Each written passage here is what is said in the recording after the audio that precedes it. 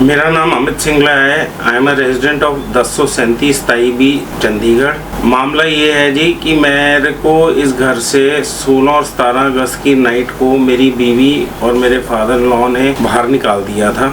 Sir reason बाहर निकालने का रीज़न क्या है? डॉक्यूमेंटेड है जी, मतलब कि कई जगह कंप्लेंट्स वगैरह हैं। ओके, डोमेस्टिक टाइप ही होंगे। हाँ जी, हाँ जी। तो उसके बाद सब कुछ ठीक था, मैं अपना काम कर रहा था, मैं निकल के भी खुश था। अब मेरे को तकरीबन 1 मार्च को पता चला है कि मेरे घर में जो बेसमेंट है उधर तरेड़ें आई हुई हैं। घर का एड्रेस क्या है? 1037 ताईबी Chandigarh. Sir as per our information Chandigarh में बेसमेंट्स अलाउड नहीं है बढ़नी। ये पासिंग करवा चुके हैं कि कैसे क्या? सर ऐसा है, मैंने ये घर ना 2017 में एक बैंक ऑक्शन में लिया था। सारी पेमेंट मेरे अकाउंट से कराई गई है, पर क्योंकि मेरी वाइफ और was the only daughter of her parents, मैंने 33% शेयर होल्डिंग अपने वाइफ अपने और उनके फादर लॉ के नाम भी कराई थी, क्योंकि वो हमारे साथ रहने लग गए थे। To give them sense of some comfort मैंने करा दिया था on the persuasion of my wife. अब हमारी इसकी registry because of some legal complications 2019 में जाके हुई थी। तो 20 में जाके जब मैंने चेक किया तो मुझे बेसमेंट का नक्शा नहीं मिला, पर अब जेई कह रहे हैं कि भाई उनके पास नक्शा है, पर जो भी है वो बेसमेंट जो है is not as per the drawings, because एक तो 3 side open basement not allowed है, दूसरा जितना हमारा ग्राउंड फ्लोर है उससे शायद बड़ी ही होगी हमारी basement, that is also not allowed in Chandigarh. दूसरा उसमें वाटर टैंक्स वगैरह और बहुत सारे वायलेशंस हैं विच नीडेड टू बी नो। मेरे को जब 2020 में पता चला था तभी से मैं अपने फादर इन लॉ और वाइफ को बोल रहा था कि हम इसको ठीक करा लेते हैं, क्योंकि इसमें कभी भी इशू आ सकता है। पर सिंस इनके लॉ ऑफिसेज उधर से चल रहे थे, दोनों ने मेरे ऊपर प्रेशर डाला और मेरे को चुप करा दिया। बट अब जब मेरे को तरेड़ का पता चला है तो मेरे को काफ़ी उसके कारण प्रॉब्लम हो रही है, क्योंकि कल अगर कोई भी लाइबिलिटी उठती है, सबसे पहले तो मेरे बच्चे भी रहते हैं वहाँ पे, फिर इनके जूनियर्स और सब रहते हैं। कल कुछ हो गया, आज तो ये 33 पैसे के मालिक बन के पूरे घर का कब्जा करके बैठे हैं। जब लाइबिलिटीज़ की बारी आनी है, इन्होंने कहना है जी हमारा तो पैसा नहीं, पैसा इसका है, तो लाइबिलिटीज़ भी सारी यही उठाएगा। मकान आपने खरीदा था? हाँ जी, हाँ जी। कौन मैंने से साल में खरीदा था? 2017 में ऑक्शन हुई थी। अब आप ये मामला अब उठा रहे हैं, उस समय आपको पता नहीं था कि ये बेसमेंट जो है ये पास नहीं है? बस मैंने आपको बताया ना, मेरी रजिस्ट्री ही 2019 में हुई एंड 20 में मेरे को जाके पता चला। उसके बाद वो कोरोना का पीरियड आता रह गया, तो ये सब चीज़ें चलती गई, तो इसलिए थोड़ा और इनकी तरफ से प्रेशर रहा, क्योंकि ये अपने लीगल ऑफिसेज चला रहे थे उधर से। तो सर आपने लीगली पहली कंप्लेंट टू एसडीओ बिल्डिंग कब की? 18/3 को की। 18/3 को? हाँ जी, इस साल। तो उसका सर क्या रिवर्ट आया आपके पास? कोई रिवर्ट नहीं है जी आज तक। मैं तकरीबन 18/3 से मेरे ख्याल से महीने में 20 दिन वहाँ चक्कर मारता हूँ।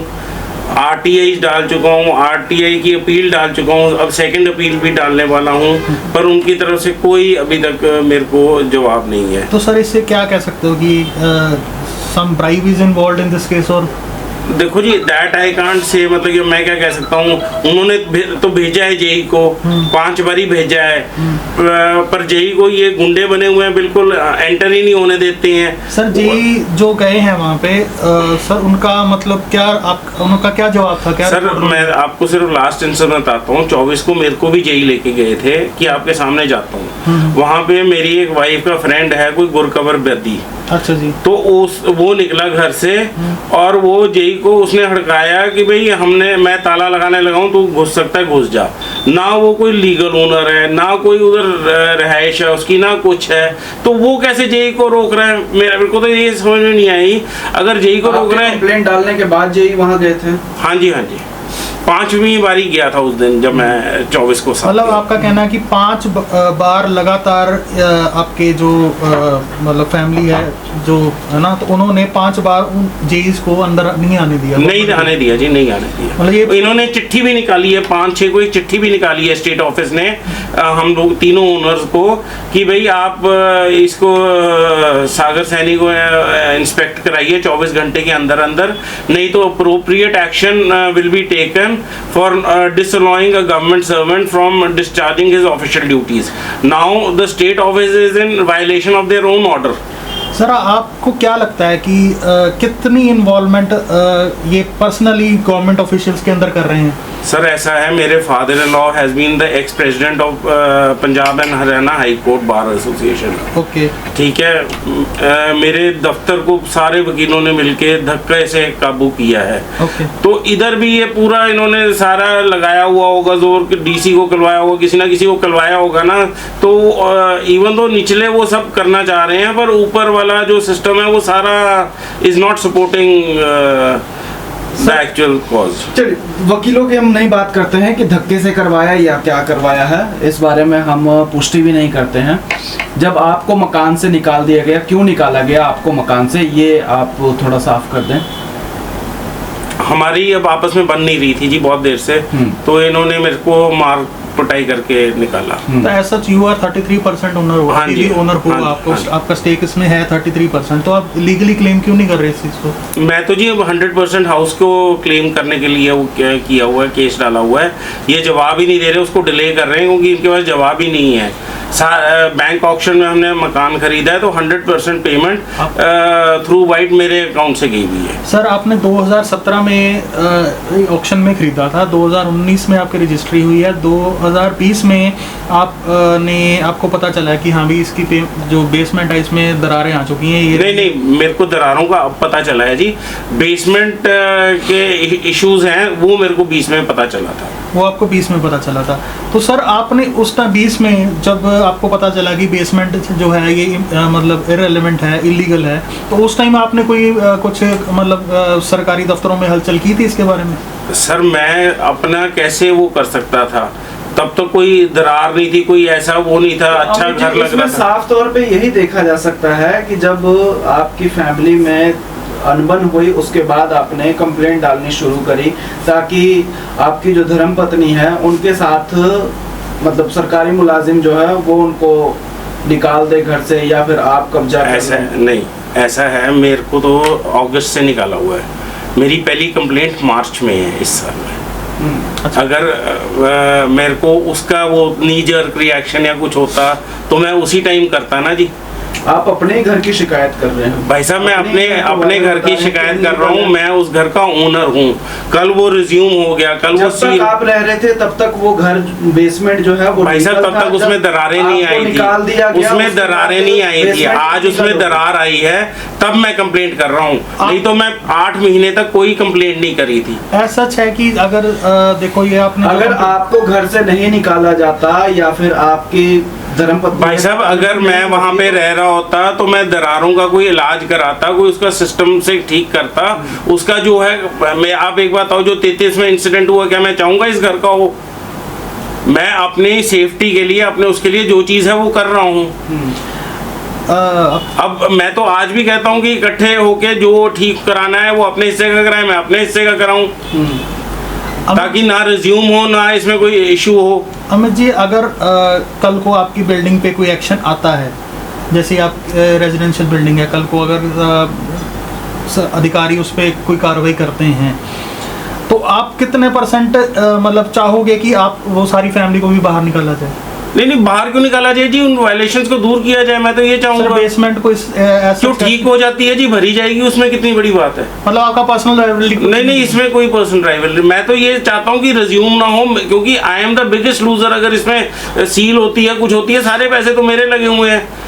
ये 4 साल रह लेंगे, उसके बाद तो मेरे पास ही आनी है ना जी ये प्रॉपर्टी। आपसे तभी ये सवाल पूछ रहा था कि हाँ हम ये क्लियर कर पाए कि आपको पर्सनली इसमें कोई इशू नहीं, मेरा पर्सनली, और मेरा अगर पर्सनली होता जी अगस्त से निकला हूँ, मार्च में जाके क्यों करता? और जैसे आपकी अधिकारियों से बात होती रही है बीच बीच में, तो उनका क्या जवाब रहा है इस बिल्डिंग के बारे में कि ये हम क्या? देखो जी, उन्होंने बहुत सपोर्ट किया है और कहा है कि भाई हम करा रहे हैं, बट समहाउ पुलिस एक्शन के लिए वो वेरी हैं, जो इसके लिए मुझे लगता है कि कहीं ना कहीं से इस पे तो सिविल एक्शन होगा सर, पुलिस एक्शन तो होगा नहीं। क्यों नहीं होगा जी? आप किसी भी ऑफिशियल जो गवर्नमेंट ऑफिशियल है उसको उसके सरकारी काम से रोक लेंगे? सर वो तो होगा, तो सरकारी काम। अच्छा, आप चलो जो ओनर है उनके खिलाफ तो ठीक है, जो गुरकवर बेदी है उसके खिलाफ क्यों नहीं होगा जी? उसके खिलाफ बताओ वो कैसे जेई को रोक रहा है? ना वो ओनर है, ना लीगल टेनेंट है, ना कोई लीगल रेजिडेंट वो है। आपके घर में क्यों रह रहा है? मुझे नहीं पता जी, वो तो जो आज के दिन रोक रहे हैं उनको पूछना चाहिए। इसमें आप क्या चाहते हैं? मैं तो सिर्फ ये चाहता हूँ जी उसकी इंस्पेक्शन हो, जो जो वायलेशन हो दूर हो, और मैं क्या चाहूँगा बस घर सेफ हो जाए।